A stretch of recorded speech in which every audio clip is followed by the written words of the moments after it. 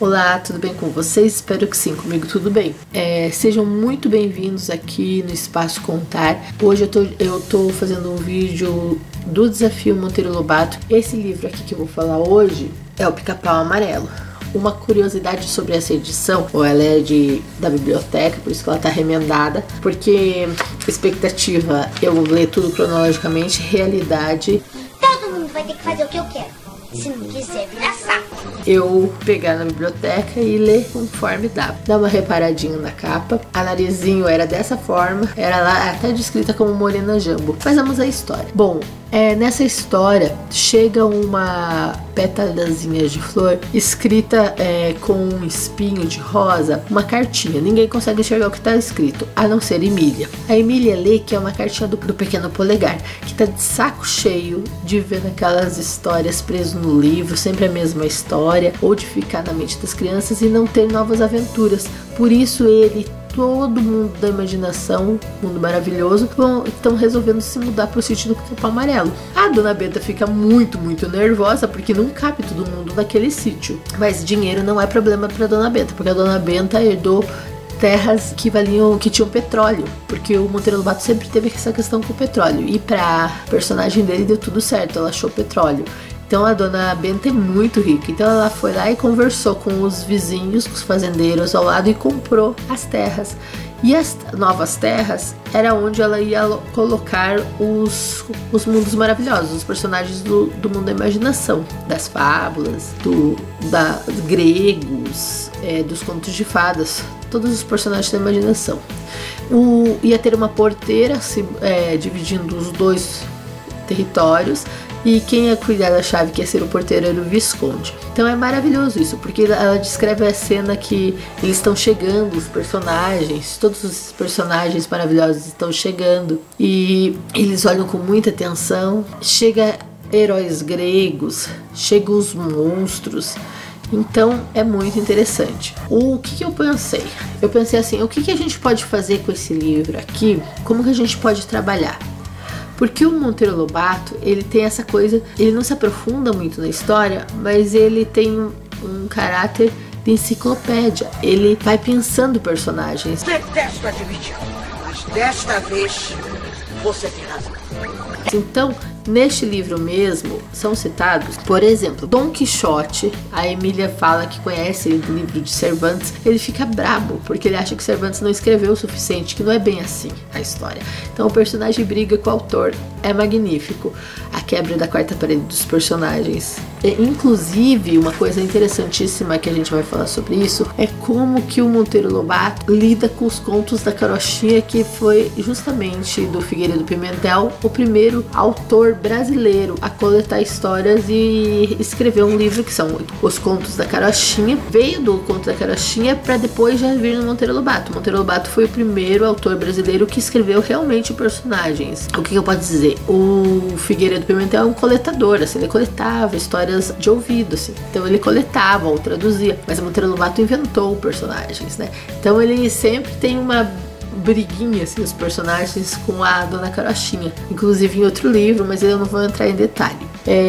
Aqui nesse livro, se você for ver os monstros que vieram, a Hidra de Lerna, o Dom Quixote não é monstro, né? Mas veio o Dom Quixote, os Ciclopes, Diomedes, os Egípans, as Três Fúrias, Tisífona, Aleto e Megera, Cérbero, o terrível Budok que guardava as portas do inferno, as Três Górgonas de cabelos de serpente, Pite, a gigantesca serpente que lutou com Apolo, vários hipogrifos, cavalos alados com garras e caudas de dragão, vinha até a pobre Quimera. Então é porque a Quimera tinha envelhecido e caducada, assim, bem interessante também. Outra coisa que eu marquei, porque eu marquei o livrinho, quer ver quem veio? Veio o Pequeno Polegar, veio puxando a fila. Depois Branca de Neve e os Sete Anões, a Princesa Rosa Branca e Rosa Vermelha, o Príncipe Codadad com Aladino, a Charazada, os Gênios, o pessoal das Mil e Uma Noites, a Menina da Capinha Vermelha, que é assim que ele chamava o Chapeuzinho, a Gata Borralheira, Peter Pan com os Meninos Perdidos do País do Nunca, mais o Capitão Gancho com o Crocodilo atrás e todos os piratas, a famosa Alice no País das Maravilhas, O Senhor de La Fontaine em companhia de Esopo. Então pensa, até os autores, é genial. Acompanhados por todas as suas fábulas. Barba Azul com o facão de matar mulher e o Barão de Munchausen com as suas famosas espingardas de pederneira. Os personagens dos contos de Andersen Green. Também veio Don Quixote acompanhado do Rocinante e do gordo escudeiro Sancho Panza. Não vieram a passeio, vieram com bagagens. Então, se você for pensar, tanto os vilões quanto os mocinhos, todos vieram. Então é incrível, assim, porque ele vai citando os nomes e uma sinopse bem curtinha do que aconteceu com a história para instigar a curiosidade das crianças. E o que acontecia? As crianças ficavam curiosas e iam atrás. E hoje em dia, num tempo de Google, de internet, que você consegue tudo rapidinho, o que eu proponho aos professores ou às pessoas que querem incentivar a leitura? Eu fiz em lousa, depois eu mostro aqui a imagem para vocês, eu fiz um território, assim, no centro, o sítio do Pica-Pau Amarelo. No oriente, assim, do ladinho, ó, no meio, fica o sítio do Pica-Pau Amarelo. Daí, grudado ao sítio, ficaria o Oriente, com as histórias do Oriente. Depois, do ladinho também, tudo grudado, é as histórias da Grécia. Ao lado, os contos de fadas. Ao lado, as fábulas. Ao lado, os contos, a gente podia usar os contos indígenas e os contos africanos. Ou seja, a gente ia trabalhar todos esses personagens, a gente ia coletar os personagens que estão aí no livro. Quais são os personagens que Monteiro Lobato citou? Uma dos trabalhos, entre aspas, trabalho das crianças é achar esses personagens e depois a gente pesquisar sobre esses personagens. Teve personagens, por exemplo, não vai ter um personagem africano e um personagem indígena, então vamos coletar pra gente colocar aqui no território africano e no território indígena. Então a gente vai mapeando esses territórios vizinhos ao sítio do Pica-Pau Amarelo. Essa é uma dinâmica que eu acho que vale muito fazer para você instigar a curiosidade das crianças. E isso é Monteiro Lobato, você instigar, você servir de enciclopédia, te levar para outros lugares. Por exemplo, Don Quixote. Quem lê esse livro tem uma ideia de como é o Don Quixote, de que ele é fantasioso, de que ele enlouquece em rompantes assim, que ele é nervoso, que ele não leva desaforo para fora. Então ela tem uma pitadinha, a criança tem uma pitadinha de Don Quixote. Para quando ela tiver adolescente, ela vai ler um Don Quixote para adolescentes, para jovens, ela já vai ter a segunda inserção, então ela já não vai ser um afrontamento, ela já conheceu esse personagem tão querido. E quando ela ficar adulta e ler pela terceira vez, ela já vai ter um outro gosto. É isso que o Monteiro Lobato faz. Ele dá essas pistas, esses códigos secretos encrostados nessas obras, essas pistas. Então vale muito a pena instigar a curiosidade da criança desses personagens, porque pode ser terceiro ano, pode ser segundo ano, quarto, até mesmo quinto. Como a criança, imagina, a criança vai saber a Hidra de Lerna, as fúrias, as górgonas, né?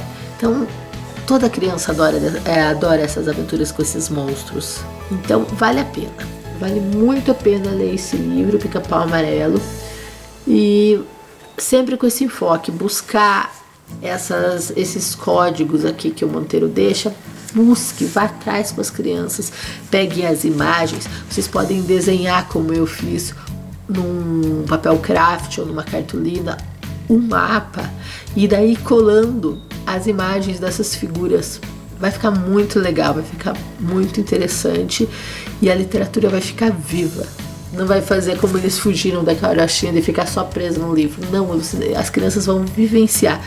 Depois eles podem teatralizar. A gente vai incentivar a imaginação. É isso que importa, é isso que a gente quer. Fazer da literatura um hábito e da imaginação, como que eu posso dizer, o cotidiano, assim. Você tem o mundo real, mas você tem a imaginação da mesma relevância. Você dá a mesma importância para a imaginação e para o sonho do que você dá para a realidade. Cuide, você que já é adulto, mesmo assim leia. Cuide da sua criança interior, da sua imaginação. É um respiro para a sua alma. Então, vejo vocês no próximo vídeo. Não esqueçam de curtir E deixe no comentário se você já leu esse livro, ou se você já leu para o seu filho, ou se você mesmo já leu, ou se você é professor e leu para os seus alunos. O que vocês fizeram, me conta as novidades pra gente trocar, porque o importante desse canal no YouTube é trocar, o conhecimento é horizontal. É isso que eu quero, eu não quero ficar com conhecimento detido pra mim, eu quero que a gente troque.